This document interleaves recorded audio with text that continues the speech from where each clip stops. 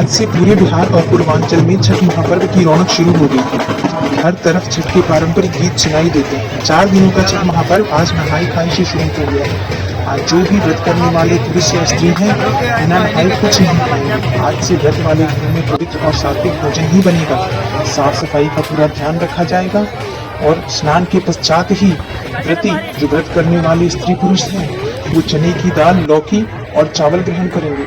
और कल से 36 घंटे का निर्जल उपवास शुरू हो जाए।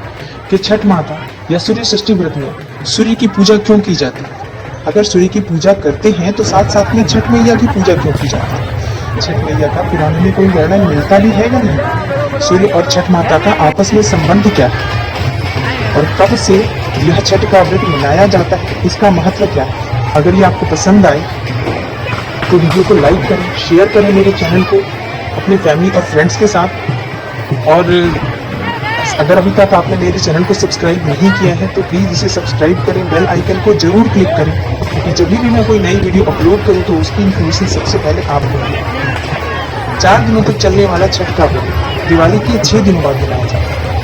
छठ का व्रत बिहार, झारखंड, यूपी, उत्तर प्रदेश और नेपाल के तराई क्षेत्र में मनाया जाता है। छठ व्रत के महत्व और उसके चमत्कारों को देखते हुए अब तो किसी दूसरे धर्मों के लोग भी मनाने लगे हैं। दूसरे देशों में रहने वाले भारतीयों की वजह से अब विश्व भर में प्रचलित छठ के इस व्रत की महानता और अधिक बढ़ गई है। छठ के व्रत के नियम कठोर है, इनका पालन करना बहुत ही कठिन है और उतना ही जरूरी है इन सभी नियमों का पालन करना। इस व्रत के नियमों में गलती की कोई गुंजाइश नहीं होती।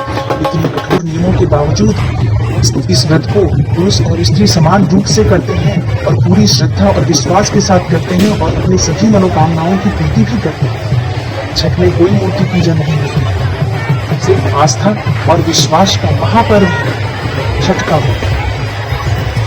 परमात्मा ने सृष्टि रचने के लिए स्वयं को 2 भागों में बांटा। ऐसी मान्यता है कि दाहिने भाग में पुरुष और बाएं भाग से प्रकृति का रूप सामने आया।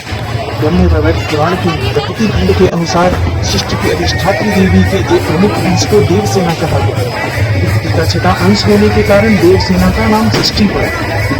सभी बालकों की रक्षा करती है सृष्टि देवी और उन्हें लंबी आयु प्रदान करती है, बच्चों को सुख समृद्धि और खुशहाल जीवन देती है। सृष्टि देवी को ही लोकल लैंग्वेज में छठ मैया का, जो कि ब्रह्मा की मानस पुत्री और वे संतानों को संतान देती है और सभी बच्चों की रक्षा करती है। देश के कई भागों में आज भी जब बच्चे जन्म लेते हैं तो उसके 6 दिन बाद जो षष्ठी पूजा या छठी पूजा की जाती है वो इन्हीं देवी की पूजा होती है। पुराणों में इनका नाम कात्यायनी है और नवरात्रों में षष्ठी देवी की पूजा षष्ठी तिथि को की जाती है। सूर्य का षष्ठी के दिन पूजन का महत्व क्या है? मान्यता है कि छठ देवी सूर्य देव की बहन है और छठ मैया को प्रसन्न करने के लिए सूर्य देव की विधि विधान से पूजा की जाती है। अन्न और संपत्ति के लिए, धन के लिए सूर्य देव की पूजा की जाती है और संतान की प्राप्ति के लिए, संतान के निरोगी जीवन के लिए छठी माता या षष्ठी पूजन करते हैं। ज्योतिषीय दृष्टिकोण से अगर हम देखें तो सूर्य को सभी ग्रहों का राजा माना गया है। अगर किसी की जन्म कुंडली में सभी ग्रह खराब हो, केवल सूर्य आपकी कुंडली में बली हो, तो आपके जीवन में कभी कोई परेशानी नहीं होती। सभी ग्रहों को प्रसन्न करने की बजाय सिर्फ सूर्य को अर्घ देकर बलवान बनाया जा सकता है और सभी सुख जीवन में प्राप्त किया जा सकता है। इस दिन करोड़ों लोग सूर्य की जल में खड़े होकर रहकर आराधना करते हैं, पूजा करते हैं और उन्हें अर्घ प्रदान करते हैं, जिससे सूर्य को अत्यधिक बल प्रदान होता है।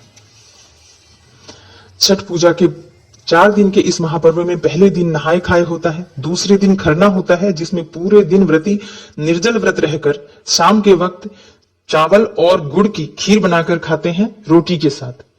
इस दिन चीनी ग्रहण नहीं की जाती। तीसरे दिन भर निर्जल रहकर डूबते हुए सूर्य को अर्घ दिया जाता है और चौथे दिन उगते हुए सूर्य को की पूजा की जाती है। छठ मैया की पूजा संतान प्राप्ति के लिए की जाती है। जिनकी संतान होती है अपने संतान की रक्षा के लिए इस व्रत को करते हैं। छठ मैया उनके संतान को स्वस्थ और खुशहाल रखती है। छठ मैया के व्रत से, इनकी पूजा से सैकड़ों यज्ञों के बराबर फल की प्राप्ति होती है। इस व्रत को करने से परिवार में सुख समृद्धि की प्राप्ति होती है। नियम पूर्वक छठ माता का व्रत करने से सभी मनोकामनाएं पूर्ण होती हैं, इसलिए पूजा में किसी भी नियम का उल्लंघन नहीं करना चाहिए।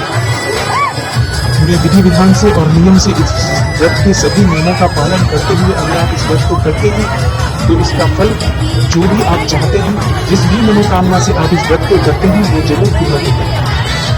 छठ पूजा क्यों करते हैं और इसका महत्व क्या है। इस व्रत के बारे में कई कथाएं प्रचलित हैं। उनमें से एक कथा के अनुसार प्रियव्रत नाम के एक राजा थे। उनकी पत्नी का नाम मालिनी था। दोनों की कोई संतान नहीं थी। इस बात से राजा और उसकी पत्नी बहुत दुखी रहते थे। एक दिन उन्होंने संतान प्राप्ति की इच्छा से महर्षि कश्यप द्वारा पुत्रेष्टि यज्ञ करवाया।